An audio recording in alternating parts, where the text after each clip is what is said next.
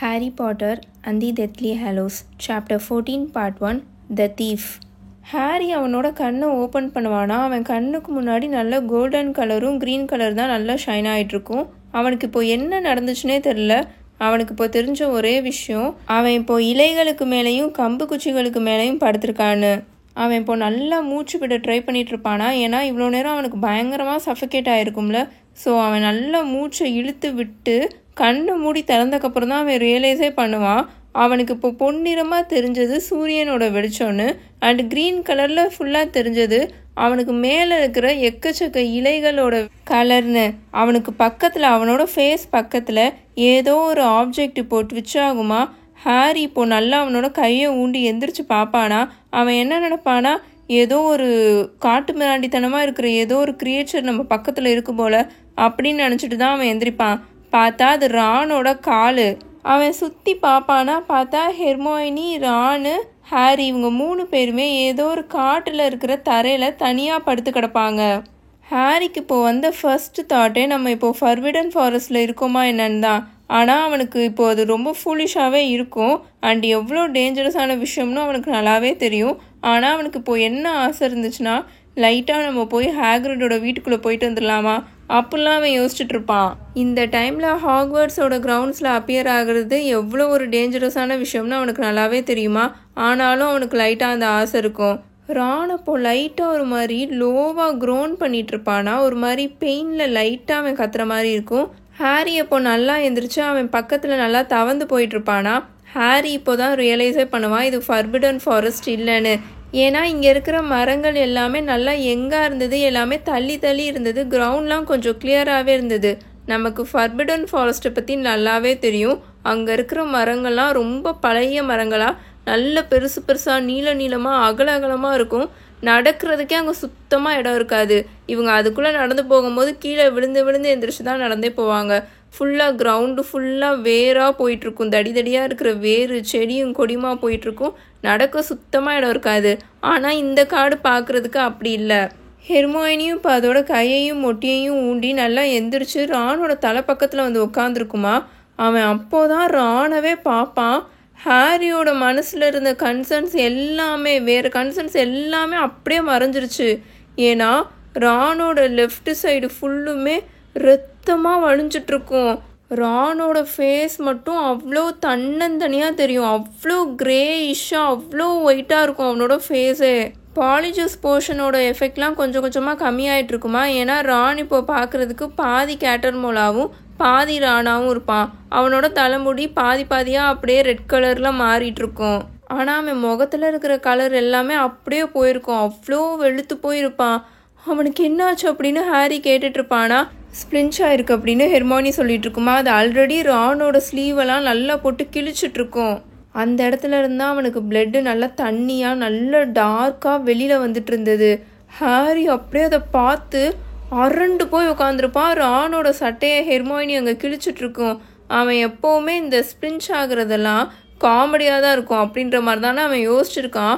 அதை இப்போ அவன் நேரில் இப்படி பார்த்தக்கப்புறம் தான் அவனுக்கு ரொம்ப அவனோட வயிற்றுக்குள்ளெல்லாம் ஏதோ அன்பிளசண்ட்டாக பண்ண ஆரம்பிச்சிருச்சு. ஏன்னா ஹெர்மோயினி ரானோட அப்பர் ஆமை அப்படியே லைட்டாக தூக்குமா. அங்கேருந்த ரானோட சதை ஒரு ஹோல் சங்க் ஆஃப் ஃப்ளெஷ்ஷவே காணோம். அப்படியே கத்தியை வச்சு நல்லா ஸ்கூப் பண்ணி வெட்டி வெளியில் எடுத்தால் எப்படி இருக்கும் அந்த மாதிரி தாங்க இருந்தது. ஹாரி சீக்கிரம் போய் என்னோட பேக்கில் இருந்து ஒரு சின்ன பாட்டில் இருக்கும், எசன்ஸ் ஆஃப் டிட்டனின்னு, அதை எடுத்துகிட்டு வா அப்படின்னு ஹெர்மோயினி சொல்லிட்டு இருக்குமா. ஹாரி வேக வேகமாக ஹெர்மோயினியோட பேக் அங்கே லேண்ட் ஆகிருக்குமா. அதை போய் எடுப்பான். எடுத்து அவனோட கையை உள்ளுக்குள்ளே விட்டு தேடிட்டு இருப்பானா.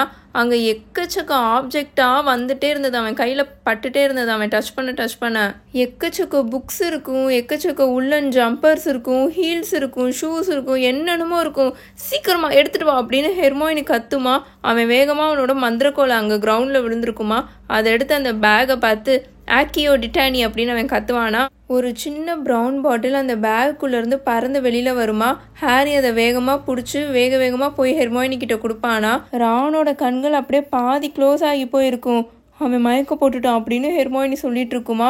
அதோட முகமும் இப்போ பார்க்க அவ்வளோ வெளுத்து போயிருக்கும். அது இப்போ பார்க்க மஃபால்டா மாதிரி இல்லை. ஹெர்மாயினியோட அப்பியரன்ஸ் வந்துடும், பட் ஸ்டில் அங்கங்கே அதோட தலைமுடியில் வந்து கிரேயாக இருக்கும். ஹாரி இந்த பாட்டிலை ஓப்பன் பண்ண என்னால் முடியல, என் கை பயங்கரமாக ஷேக் ஆகிட்டு இருக்கு அப்படின்னு ஹெர்மாயினி சொல்லிட்டு இருக்குமா. ஹாரி வேகமாக அந்த சின்ன பாட்டிலை ஓப்பன் பண்ணி ஹெர்மாயினி கிட்ட கொடுப்பானா.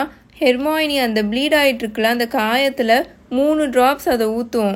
அந்த போர்ஷன் அந்த காயத்தில் பட்ட உடனே க்ரீன் கலரில் ஸ்மோக் அப்படியே மேலே பறந்துட்டுருக்குமா. அது கிளியர் ஆனதுக்கப்புறம் ஹாரி பார்ப்பான், அந்த ப்ளீடிங் எல்லாமே இப்போ ஸ்டாப் ஆயிரும். அந்த புண்ணு இப்போ பார்க்குறதுக்கு ரொம்ப பழைய புண்ணு மாதிரி இருக்கும். இவ்வளோ நேரம் ஓப்பனாக தானே அந்த சதெல்லாம் தெரிஞ்சிட்டு இருந்தது. அதுக்கு மேலே இப்போது புது ஸ்கின் அப்படியே ஸ்ட்ரெச் ஆகி வளர்ந்துருக்கும். வாவ் அப்படின்னு ஹாரி சொல்வானா. என்னால் சேஃபாக இப்போதைக்கு பண்ண முடிஞ்சது இது மட்டும்தான் ஹாரி அப்படின்னு ஹெர்மாயினி ஷேக் ஆகிட்டே சொல்லிகிட்ருக்கோம். இதை சரியாக்குறதுக்கு கம்ப்ளீட்டாக அந்த புண்ணை சரியாக்குறதுக்கு நிறைய ஸ்பெல்ஸ்லாம் இருக்குது. ஆனால் எனக்கு அதை ட்ரை பண்ணுறதுக்கு பயமாக இருக்குது. நான் ஏதாவது பண்ணி அது கூட கொஞ்சம் டேமேஜ் ஆயிடுச்சுன்னா என்ன பண்ண? ஏற்கனவே இவனுக்கு நிறைய பிளட்டு வெளியில் வந்துருச்சு அப்படின்னு ஹெர்மாயினி சொல்லிகிட்ருக்கோம். அவனுக்கு எப்படி இப்படி அடிபட்டுச்சு அப்படின்னு ஹாரி கேட்பானா. அவனோட தலையை வேகமாக ஷேக் பண்ணிகிட்டு இருப்பான். என்ன நடந்துச்சுன்னு யோசிச்சுட்டு இருப்பான். நம்ம எதுக்கு இங்கே இருக்கோம்? நம்ம கிரிமால்டு பிளேஸுக்கு தான் போகிறோம்னு நினச்சேன் அப்படின்னு ஹாரி கேட்பானா. ஹெர்மாயினி இப்போ நல்ல மூச்சை நல்ல உள்ளுக்குள்ளே இழுக்கும். தென் அது பார்க்குறதுக்கு அப்படியே அழுக போகிற மாதிரி உட்காந்துருக்கும். ஹாரி, நம்மளால் திரும்ப அங்கே போக முடியாதுன்னு நான் நினைக்கிறேன் அப்படின்னு ஹெர்மாயினி சொல்லுமா. நீ என்ன சொல்கிற அப்படின்னு ஹாரி கேட்பானா. நம்ம டிஸாப்பரேட் பண்ணும்போது ஆக்சுவலி என்னோட கையை பிடிச்சிட்டான். என்னால் அவன் கையிலேருந்து விடுபட முடியல. நான் எவ்வளவோ ட்ரை பண்ணேன், ஆனால் அவன் ரொம்ப ஸ்ட்ராங்காக இருந்தான். அவன் என்னை டைட்டாக பிடிச்சிட்டான். நம்ம கிரிமால்டு பிளேஸில் அரைவாகும் போது அவன் ஸ்டில் என்னோட கையை பிடிச்சிட்டு தான் இருந்தான். தென் நான் என்ன நினைக்கிறேன்னா, அவன் கிரிமால்டு பிளேஸோட கதவை பார்த்துருப்பான்னு நினைக்கிறேன் ஹாரி. நம்ம அங்கே தான் ஸ்டாப் ஆகிறோன்னு அவன் நினச்சிட்டு என்னோட கையை அவன் லைட்டாக விட்டான், அந்த க்ரிப்பை லைட்டாக விட்டானா. ஸோ அவனை எப்படியோ நான் ஷேக் பண்ணி தட்டி விட்டுட்டு நம்ம 3 பேரையும் நான் இங்கே கூட்டிகிட்டு வந்துட்டேன் அப்படின்னு ஹெர்மாயினி சொல்லிகிட்டு இருக்குமா. பட் தென் அவன் எங்கே? ஒரு நிமிஷம் இரு. அப்போ அவன் கிரிமால்டு பிளேஸில் இருக்கான்னு நீ சொல்கிறியா? அவனால் அதுக்குள்ளே போக முடியாது அப்படின்னு ஹாரி கேட்பானா. ஹெர்மாயினியோட கண்ணு முழுக்க பயங்கரமாக தண்ணி தேங்கி நின்றுட்டுருக்குமா. ஸோ அது நல்லா ஸ்பார்க்கிள் ஆகிட்டுருக்குமா. அது ஆமான்ற மாதிரி தலையாட்டும். ஹாரி, ஐ திங்க் அவனால் உள்ளே போக முடியும்னு நினைக்கிறேன். அவன் மேலே ரிவல்ஷன் ஜிங்க்ஸ் போட்டு தான் அவனோட கையவே என் கையிலேருந்து நான் எடுத்தேன். பட் அதுக்கு முன்னாடியே ஃபிடலியஸ் சாம் ப்ரொடெக்ஷனுக்குள்ளே நான் அவனை கூட்டிகிட்டு வந்துட்டேன். டம்பிள்டோர் இறந்து போயிட்டனால நம்மளும் தான் அந்த வீட்டோட சீக்ரெட் கீப்பர்ஸ், விச் மீன்ஸ் என்னால் அவனுக்கு அந்த சீக்ரெட்டை காமிச்சிருக்க முடியும் அப்படின்னு ஹெர்மாயினி சொல்லும். இது உங்களுக்கு புரிகிற மாதிரி நான் திரும்பவும் சொல்கிறேன், ஏன்னா லைட்டாக அது கன்ஃபியூஸ் ஆகும். சீக்ரெட் கீப்பர்ன்றது இப்போ நம்ம ஒரு இடத்த எடுத்துப்போம். லைக் இருங்க, நம்ம இப்போ இந்த 12ஆம் நம்பர் வீட்டவே எடுத்துப்போம். கிரிமால்டு பிளேஸில் இருக்கிற அந்த 12ஆம் நம்பர் வீட்டவே எடுத்துப்போம். கிரிமால்டு பிளேஸுன்றது ஒரு தெரு. அந்த தெருவில் நம்பர் 11 வீடு இருக்குது. அது பக்கத்துலேயே ஒட்டி நம்பர் 13 வீடு இருக்குது. அதுக்கு நடுவில் வேறு எந்த வீடுமே கிடையாது, எதுவுமே அங்கே இல்லை. அப்படி தான் அந்த வீட்டை வெளியிலேருந்து பார்க்குற யாராக இருந்தாலும் அவங்களுக்கு அப்படி தான் அது தெரியும். எங்கடா 12ஆம் நம்பர் வீட்டை காணோம் அப்படின்னு தான் அவங்களுக்கு இருக்கும். ஆனால் அந்த 2 வீட்டுக்கும் நடுவில் ஒரு வீடு இருக்குது. இந்த 12ஆம் நம்பர் வீடு இருக்குது, சீரியஸ் பிளாக்கோட வீடு. இப்போது ஹாரியோட வீடு இருக்குது. அந்த வீட்டு மேலே தான், அந்த இடத்து மேலே தான் இவங்க ஃபிடலியஸ் சாமை போட்டிருப்பாங்க. அப்படி போட்டிருந்தாங்கன்னு வச்சுக்கோங்களேன், அதுக்கு ஒரு சீக்ரெட் கீப்பர் இருப்பாங்க. அந்த சீக்ரெட் கீப்பராக முன் வந்து அவருக்கு மட்டும்தான் அந்த இடம் எங்கே இருக்குன்னு தெரியும். அப்படி ஒரு இடம் அங்கே இருக்குன்றதே அவருக்கு மட்டும்தான் தெரியும். அவர்னால் மட்டும்தான் அந்த இடத்துக்குள்ளேயே போக முடியும். அந்த சீக்ரெட் கீப்பராக முன் வந்து இன்னொன்று ஒருத்தவங்க கிட்ட இந்த இடம் இங்கே இருக்குது அப்படின்னு சொன்னால் மட்டும்தான் அவங்க கண்ணுக்கும் அந்த 12ஆம் நம்பர் வீடு தெரியும். அவங்கனாலேயும் அந்த வீட்டுக்குள்ளே போக முடியும். மற்றபடி வேறு யார் என்ன பண்ணாலும் அந்த வீட்டுக்குள்ளே நுழையவே முடியாதுங்க. இப்போது ஹாரியோட அம்மா அப்பா இருக்காங்களே, அங்கே என்னென்னா காட்ரிக் ஹாலோவில் எப்படின்னா அந்த வீட்டு மேலே அவங்க ஃபிடலியஸ் சாம் போடலை. அவங்க 2 பேர் மேலேயும், ஹாரி இன்க்ளூடிங், அந்த பாட்டர்ஸ் மேலே மட்டும்தான் அவங்க ஃபிடலியஸ் சாமை போட்டிருப்பாங்க. விச் மீன்ஸ் அந்த வீடு எல்லாருக்கனுக்கும் தெரியும். ஆனால் அந்த வீட்டில் அவங்க இருக்காங்கன்னு யாருக்குமே தெரியாது. யார் வந்து பார்த்தாலுமே தெரியாது, எக்ஸப்ட் சீக்ரெட் கீப்பர். அப்புறம் இன்னொன்று பேரும் இருக்காங்க. எப்படின்னா, இந்த டவுட் உங்களில் ஒரு சில பேர்த்துக்கு வந்திருக்கலான்னு நினைக்கிறேன். நம்ம பத்தில்டா பேக்ஷாட் இருக்காங்களே, அவங்களாம் உள்ளுக்குள்ளே போய் அவங்க கூட பேசிட்டு அப்படி தானே இருந்திருக்காங்க. அந்த லெட்டர்லேயே நமக்கு தெரிஞ்சிச்சுல. அவங்களுக்குலாம் எப்படி அவங்க அங்கே தான் இருக்காங்கன்னு தெரியுது. அண்ட் டம்பிள்டோருக்கும் அவங்க அங்கே தான் இருக்காங்கன்னு தெரியும். சிரியஸ் பிளாக்னாலேயும் அவங்கள வந்து அங்கே பார்க்க முடியும். ஏன்னா இவங்களுக்கெல்லாம் முன்னாடியிலேருந்தே இவங்க 3 பேரும் அந்த வீட்டில் தான் இருக்காங்கன்னு நல்லாவே தெரியும். அவங்கள போய் பார்த்துட்டு தான் வந்திருக்காங்க. அந்த ஃபிடலியஸ் சார்ம் ப்ரொடெக்ஷனாக அவங்க மேலேயே அவங்க போட்டுக்கிட்டாங்க. அதாவது அந்த 3 பேர் மேலேயும் அவங்க போட்டிருக்காங்களே, அதோட சீக்ரெட் கீப்பர் பீட்டர் பெட்டிக்ரூ மட்டும்தான். சிரியஸ் பிளாக்கை தான் அவங்க கன்சிடர் பண்ணியிருப்பாங்க. அவர் தான் போடலான்ற மாதிரி அவங்க யோசிச்சு வச்சுருப்பாங்க. ஆனால் சிரியஸ் என்ன சொல்லிடுவார்னா, கண்டிப்பாக நான் தான் சீக்ரெட் கீப்பராக இருப்பேன்னு வால்டமோர்ட்டுக்கு தெரியும். இந்த பீட்டர் பெட்டிக்ரூவை போட்டால் தெரியாது, ஏன்னா இப்படி ஒரு வீக்காக இருக்கிறவனெல்லாம் சீக்ரெட் கீப்பராக வைக்க மாட்டாங்க அப்படின்ற மாதிரி தான் அவன் நினப்பான். இதெல்லாம் நம்ம ஆல்ரெடி 3rd புக்கில் பார்த்துருப்போம். ஸோ அப்படி தான் அவங்க பீட்டர் பெட்டிக்ரூவை சீக்ரெட் கீப்பராக ஆக்குவாங்க.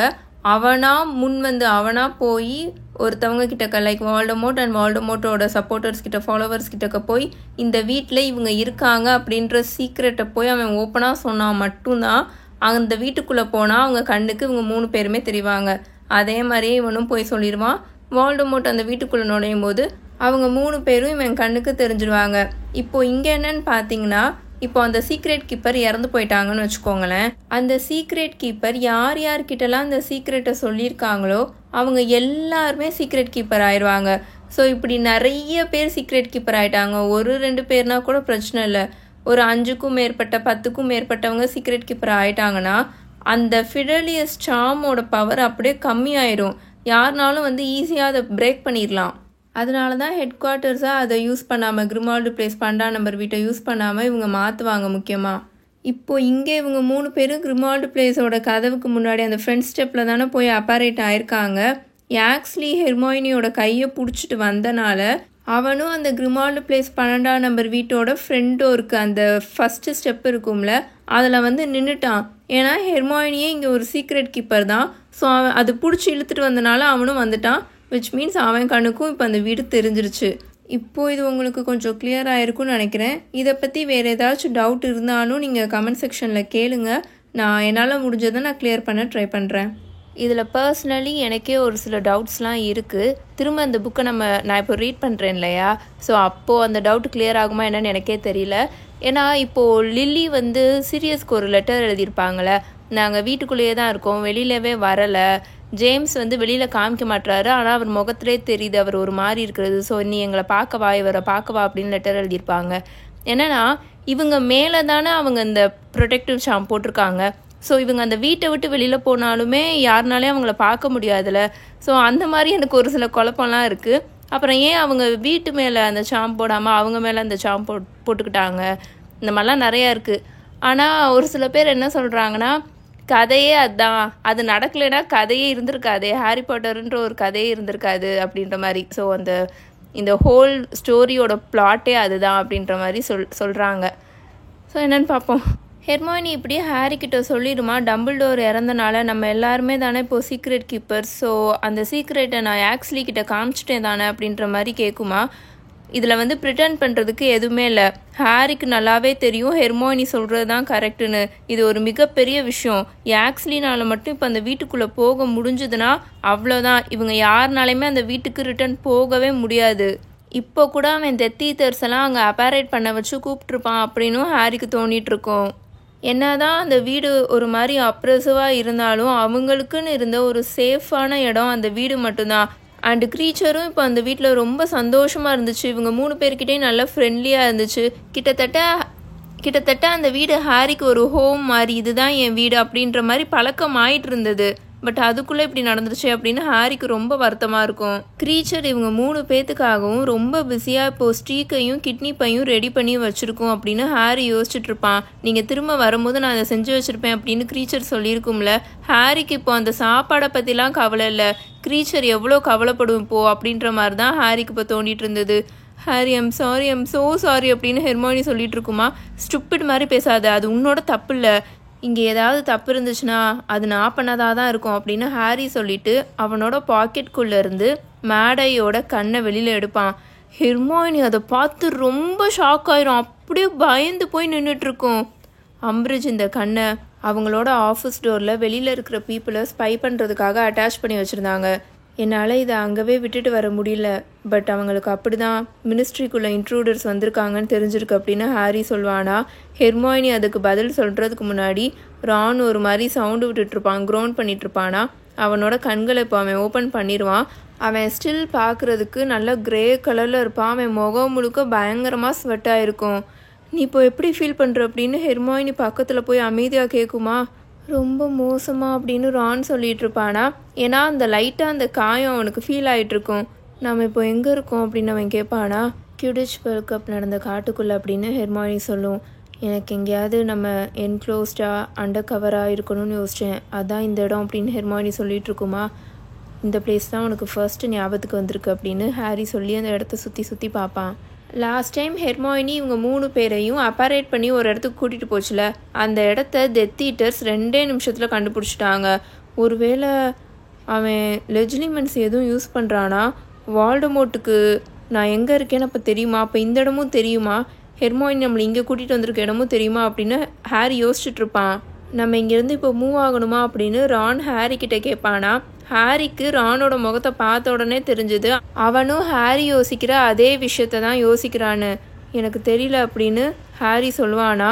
ரான் இன்னும் பார்க்குறதுக்கு ரொம்ப பேலாக இருப்பான், ரொம்ப ஒரு மாதிரி உடம்பு சரியில்லாதவன் மாதிரி தான் இருப்பான். அவனால் அங்கே எந்திரிச்சு கூட உட்கார முடியல, அவ்வளோ வீக்காக இருப்பான் பார்க்குறதுக்கு. அவனை இப்போ இங்கேருந்து மூவ் பண்ணுறதுலாம் ரொம்ப ரொம்ப முடியாத காரியம். இப்போதைக்கு நம்ம இங்கேவே ஸ்டே பண்ணுவோம் அப்படின்னு ஹாரி சொல்வானா. ஹெர்மாயினி இப்போ தான் பார்க்குறதுக்கு ரொம்ப ரிலீவ்டாக இருக்கிற மாதிரி இருக்குமா, எந்திரிச்சு நின்றும். எங்கே போகிற நீ அப்படின்னு ரான் கேட்பானா. நம்ம இங்கே தான் ஸ்டே பண்ண போகிறோம்னா இந்த இடத்த சுற்றி ப்ரொடெக்டிவ் என்சான்மெண்ட்ஸ் போடணும் அப்படின்னு சொல்லி அதோட மந்திரக்கோலை உயர்த்தி ஹாரியையும் ரானையும் சுற்றி நல்ல பெருசாக ஒரு சர்க்கிளில் நல்லா சுற்றி நடக்க ஆரம்பிச்சிடுமா. வாய்க்குள்ளேயே ஏதோ ஒரு இன்கேன்டேஷன்ஸை ஏதோ ஒரு மந்திரத்தை மர்மர் பண்ணிவிட்டு நல்லா சுற்றி அதோட மந்திரக்கோலை ரைஸ் பண்ணி அந்த மாதிரி பண்ணிகிட்ருக்கோம். சால்வியோ ஹெக்ஸியா ப்ரொட்டேகோ டோட்டலம் ரிப்பலோ மக்லீட்டம் மஃப்லியேட்டோ அப்படின்னு சொல்லிட்டு நீ போய் அந்த டென்ட் எடுத்துட்டு வா ஹாரி அப்படின்னு ஹெர்மாயினி சொல்லிட்டு இருக்குமா. டென்ட்டா அப்படின்னு ஹாரி கேட்பான். பேகுல இருக்கு அப்படின்னு ஹெர்மாயினி சொல்லுமா. பேகுல, ஓ அஃப்கோர்ஸ் அப்படின்னு ஹாரி சொல்லிட்டு இந்த தடவை அந்த பேகுல அவன் கையெல்லாம் விடலை, டைரெக்டாக சம்மனிங் சாம் போட்டுருவானா. அதுக்குள்ளேருந்து நல்லா பெருசாக இருக்கிற ஒரு கேன்வாஸ் மாதிரி அப்புறம் ரோப்ஸு போல்ஸ்லாம் வெளியில் வந்துட்டுருக்கோம். ஹாரி அதை ரெக்கக்னைஸ் பண்ணிடுவான். முக்கியமாக அதுலேருந்து வர பூனையோட வாடையை வச்சே அவன் ரெக்கக்னைஸ் பண்ணிடுவான். இந்த சேம் டென்ட்டில் தான் அவங்க கியூடிச் வேர்ல்ட் கப் அப்போ அன்றைக்கி நைட்டும் படுத்து தூங்கியிருப்பாங்க. இதெல்லாம் உங்களுக்கு நல்லா ஞாபகம் இருக்கும்னு நினைக்கிறேன். முக்கியமாக இந்த காட்டுக்கு பக்கத்தில் ஒரு பெரிய இடம் இருக்கும், எதுவுமே வளராமல் வெறும் புல்லாக இருக்கிற பெரிய லேண்ட் இருக்கும். அங்கே தான் கியூடிச் வேர்ல்ட் கப் பார்க்க வந்த எல்லா விசார்ட்ஸ் இந்த உலகத்துலேருந்து நிறையா பேர் வந்திருப்பாங்களே, அவங்க எல்லாருக்குமே அங்கே தான் டென்ட் போட்டு அங்கே தான் அவங்க ஸ்டே பண்ணியிருப்பாங்க. அந்த இடத்துலேருந்து ஒரு 5 நிமிஷம் 10 நிமிஷத்துக்கிட்ட நடந்தால் அந்த காட்டு வழியாக நடந்தால் இந்த கியூடிச் ஸ்டேடியம் வந்து அவங்க ரெடி பண்ணி வச்சுருப்பாங்க நல்லா பெருசாக. ஸோ அன்றைக்கி நடந்த அந்த பிரச்சனையில் அந்த டெத் ஈட்டர்ஸ்லாம் வருவாங்கள்ல, ஸோ அன்றைக்கி நடந்த பிரச்சனையில் இவங்க எல்லோரும் காட்டுக்குள்ளே தான் போய் ஒளிவாங்க. இதெல்லாம் உங்களுக்கு நல்ல ஞாபகம் இருக்குன்னு நினைக்கிறேன். நான் திரும்ப நம்மளோட சேனலில் இருக்கிற எல்லா வீடியோஸையும் கேட்டுட்ருக்கேன்னு சொன்னேன்ல, நான் இப்போலாம் குக் பண்ணும்போது ஃபுல்லாகவே நம்ம வீடியோஸ் தான் கேட்டுகிட்டே குக் பண்ணுவேன்னா அதில் நான் இப்போ தான் அந்த காப்லெட் ஆஃப் ஃபயர் ஹோல் புக்கவே முடிச்சிருக்கேன். ஸோ எனக்கு அங்கே நடந்த எல்லா விஷயங்களுமே நல்லாவே ஞாபகம் இருக்குங்க. பட் சீரியஸ்லி எனக்கு இந்த ஐடியா கொடுத்த அந்த மகராசி நல்லா இருக்கணும். ஏன்னா எனக்கு வந்து உண்மையாகவே குக் பண்ண ரொம்ப ரொம்ப பிடிக்குமா. ஸோ முன்னாடிலாம் சாங்ஸ் கேட்டுட்டு குக் பண்ணுவேன், இல்லாட்டி எதுவுமே கேட்காம நான் பாட்டுக்கு குக் பண்ணிகிட்ருப்பேன். அவங்க என்னைக்கு அதை கமெண்ட் போட்டாங்களோ அன்னையிலேருந்து நான் யோசிச்சுட்டே இருந்தேன், சரி நம்மளும் இதை ஃபாலோ பண்ணலான்ட்டு. அப்புறம் ரீசெண்டாக தான் நான் நம்ம வீடியோஸ் கேட்க ஆரம்பித்தேன் குக் பண்ணும்போது. அப்படியே டைம் போகிறதே தெரியல, நல்லா இருக்குது. ஏன்னா நான் வீடியோவை பார்க்கணுன்ற அவசியம் இல்லை, ஏன்னா குக் பண்ணும்போது ஏதாவது வீடியோ பார்த்துட்டே நம்மளால் குக் பண்ண முடியாது. ஸோ ஒரு கதை கேட்டுகிட்டே குக் பண்ணுறதுனால அவ்வளோ நல்லா இருக்குது, டைம் போகிறதே தெரில. ரொம்ப தேங்க்ஸுங்க, நீங்கள் அந்த கமெண்ட் போட்டனால தான் நான் அதை ஃபாலோவே பண்ணேன். தென் வாக்கிங் போகும்போது நான் கேட்பேன் அப்படின்னு ஒரு 2-3 பேர் கமெண்ட் போட்டிருந்தாங்க. அதையும் இப்போ நான் கொஞ்சம் கொஞ்சம் ஃபாலோ பண்ணுறேன். நானும் வாக் போகும்போது கரெக்டாக 45 மினிட்ஸ் நல்லா காலில் ஹெட்செட் வச்சுட்டு நல்லா வாக் போயிட்டுருக்கேன் இப்போது வீடியோ கேட்டுட்டு. Okay, now coming back to the story. இது மினிஸ்ட்ரியில் வேலை பார்க்குற அந்த பெர்கின்ஸோட டென்ட்டுன்னு நான் நினச்சேன் அப்படின்னு ஹாரி அந்த டென்ட்டை வெளியில் எடுத்து பிரிச்சுட்டே கேட்டுட்ருப்பானா. அவருக்கு இந்த டென்ட்டு திரும்ப வேணான்னு சொல்லிட்டாரு, அவரோட லோவர் பேக் பெயின் ரொம்ப மோசமாக இருக்கான் அப்படின்னு ஹெர்மாயினி சொல்லிட்டு அதோட மந்திரக்கோலை வச்சு ரொம்ப காம்ப்ளிகேட்டடாக அசைச்சிட்ருக்குமா. 8 தடவை அசைச்சிட்ருக்கும். ஸோ எனக்கு வேணும்னா நீ இதை எடுத்துக்கோன்னு ரானோட அப்பா சொல்லிட்டாரு அப்படின்னு சொல்லிட்டு இப்போது அந்த கேன்வாஸ் இருக்கும்ல, அந்த டென்ட்டு கேன்வாஸ், அதை பார்த்து எரெக்டோ அப்படின்னு ஹெர்மாயினி சொல்லுமா. அந்த கேன்வாஸ் இப்போது அடுத்த செகண்டே ஃபுல்லாக கன்ஸ்ட்ரக்ட் ஆகி அவங்களுக்கு முன்னாடி அந்த கிரவுண்டில் ஒரு டென்ட்டாக வந்து செட்டில் ஆகிருக்கும். கேவ் இனிமிக்கும் அப்படின்னு ஹெர்மாயினி இப்போ அந்த டென்ட்டை பார்த்து கம்ப்ளீட்டாக அந்த மந்திரத்தை ஃபினிஷ் பண்ணுமா. என்னால் இப்போதைக்கு இது மட்டும்தான் பண்ண முடியும், ஏன்னா எப்படி இருந்தாலும் அவங்க நம்மளை தேடி வரதான் போகிறாங்க. இதுக்குள்ளே வால் அப்படின்னு ஹெர்மாயினி சொல்லிட்டு இருக்குமா. அவன் பேரை சொல்லாத அப்படின்னு ரான் வேகமாக சொல்லுவான். அவனோட வாய்ஸே இப்போ ரொம்ப ஹார்ஷாக இருக்கும். ஹாரியும் ஹெர்மாயினி திரும்பி ரானை பார்ப்பாங்க.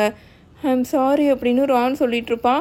அவனுக்கு இன்னும் ஒரு மாதிரி பெயினாகவே இருக்குமா, ரொம்ப ஒரு மாதிரி மோன் பண்ணிட்டு இருப்பான். பட் எனக்கு என்னமோ அந்த பேர் ஒரு மாதிரி ஜிங்ஸாவோ ஏதோ ஒரு மாதிரி ஃபீல் ஆகுது. நம்ம ஜஸ்ட் அவனை பேர் சொல்லக்கூடாதவனே கூப்பிடலாமா ப்ளீஸ் அப்படின்னு ரான் கேட்பானா. டம்பிள்டோர் அந்த பேரை பார்த்து பயப்படக்கூடாதுன்னு சொல்லியிருக்காரு அப்படின்னு ஹாரி ஆரம்பிப்பானா. இன்கேஸ் இதை நீ நோட்டீஸ் பண்ணியா என்னன்னு தெரில ஹாரி, அந்த பேர் சொல்லக்கூடாதவனை அவனோட பேரை வச்சு கூப்பிட்டு டம்பிள்டோருக்கு கடைசியாக என்ன நடந்துச்சுன்னு பார்த்தேல அப்படின்னு ரான் எரிச்சலாக சொல்லுவான். ஜஸ்ட் அந்த பேர் சொல்லக்கூடாதவனுக்கு லைட்டாக ரெஸ்பெக்ட் கொடுக்குறியா அப்படின்னு அவன் கேட்பானா. ரெஸ்பெக்டா அப்படின்னு ஹாரி திரும்ப கேட்பான். பட் வேகமாக ஹெர்மாயினி ஹாரியை பார்த்து ஒரு வார்னிங் லுக் கொடுத்துட்ருக்கோம். ரான்கிட்ட இப்போ ஆர்கியூ பண்ணாத, இந்த மாதிரி ஒரு சுச்சுவேஷனில் அவன்கிட்ட சண்டை போட வேணாம், அவன் ஆல்ரெடி வீக்காக இருக்கா அப்படின்ற மாதிரி ஹாரியை பார்த்து அது கண்ணை ஒரு மாதிரி வார்னிங் பண்ணுற மாதிரி கொடுத்துட்ருக்கோம். ஹாரியும் ஹெர்மாயினியும் ரானை பாதி தூக்கிட்டு பாதி இழுத்துட்டே அந்த டென்ட்டுக்குள்ளே கூட்டிகிட்டு போயிட்டுருப்பாங்களா. அந்த டென்ட்டுக்குள்ளே போனக்கப்புறம் ஹாரி அந்த டென்ட்டை பார்ப்பானா. அவன் கடைசியாக அந்த டென்ட்டை பார்க்கும்போது எப்படி இருந்துச்சோ அதே மாதிரி தான் இருந்தது. ஒரு சின்ன ஃப்ளாட் மாதிரி, எப்படின்னா பாத்ரூம் இருக்கும், அதுக்குள்ளவே சின்ன கிச்சன் இருக்கும், பழைய ஆம்சேர்லாம் இருக்கும், பெட்டெல்லாம் இருக்கும். அதில் ஒரு பங்கு பெட்டோட லோயர் பெர்த்தில் ரானை கேர்ஃபுல்லாக படுக்க வைப்பாங்க. இங்கேருந்து அவனை இங்கே சின்னதாக கூட்டிகிட்டு வந்ததுக்கே ரானோட முகம்லாம் இன்னும் ரொம்ப அப்படியே வெளுத்து போன மாதிரி ஆயிரும். அந்த பெட்டில் அவனை படுக்க வச்சோடனே அவன் நல்லா கண்ணை மூடி கொஞ்ச நேரத்துக்கு எதுவுமே வாயை திறந்து பேசவே மாட்டான். நான் போய் டீ போடுறேன் அப்படின்னு ஹெர்மாயினி சொல்லிவிட்டு அதோட பேகுக்குள்ளேருந்து கெட்டிலையும் மக்ஸையும் எடுத்துகிட்டு கிச்சனுக்கு போயிடுமா. ரொம்ப நேரம் கழிச்சு தான் ரான் வாயவே திறப்பான். ஹெர்மாயினி டீ போட்டு இவங்களுக்கு வந்து கொடுத்துருவோம். இவங்க 3 பேருமே குடிச்சிட்ருப்பாங்க. கேட்டர்மோல்ஸ்க்கு என்ன நடந்திருக்குன்னு நினைக்கிறீங்க அப்படின்னு ரான் கேட்பானா. ஏதாச்சும் லக் இருந்துச்சுன்னா கண்டிப்பாக அவங்க அங்கேருந்து தப்பிச்சிருப்பாங்க அப்படின்னு ஹெர்மாயினி அதோட ஹாட்டான மக கம்ஃபர்ட்காக நல்லா டைட்டாக பிடிச்சிட்டே சொல்லிகிட்ருக்கோம். மிஸ்டர் கேட்டர்மோல் தைரியமாக மிஸ்ஸஸ் கேட்டர்மோலை சைடால் அவங்க ஆப்பரேஷன் பண்ணி அந்த இடத்துல இருந்து கூட்டிகிட்டு போய் அவங்க குழந்தைங்களை கூப்பிட்டுட்டு இந்த நாட்டை விட்டே அவங்க தப்பிச்சு போயிருந்தாங்கன்னா நல்லாயிருக்கும். ஏன்னா ஹாரி அவங்கள அதை தான் பண்ண சொன்னான் அப்படின்னு ஹெர்மாயினி சொல்லிகிட்ருக்குமா.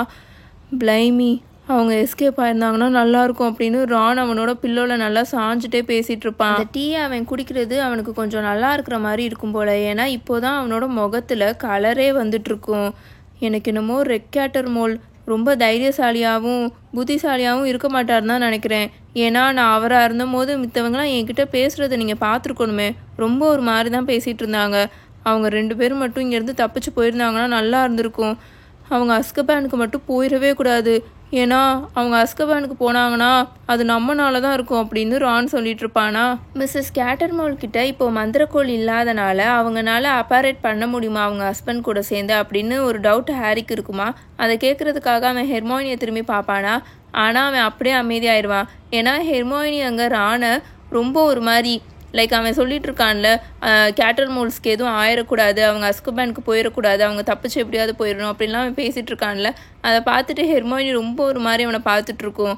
அதோட எக்ஸ்ப்ரெஷனில் ஒரு டெண்டர்னஸ் இருக்கும். ரானை பாசமாக கிஸ் பண்ணணும்னு தோணும் போல். அந்த மாதிரி தான் ஹெர்மாயினி ரானை இப்போ பார்த்துட்ருக்குமா. ஸோ நீ அதை எடுத்துட்டியா அப்படின்னு ஹாரி அமைதியாக கேட்பானா.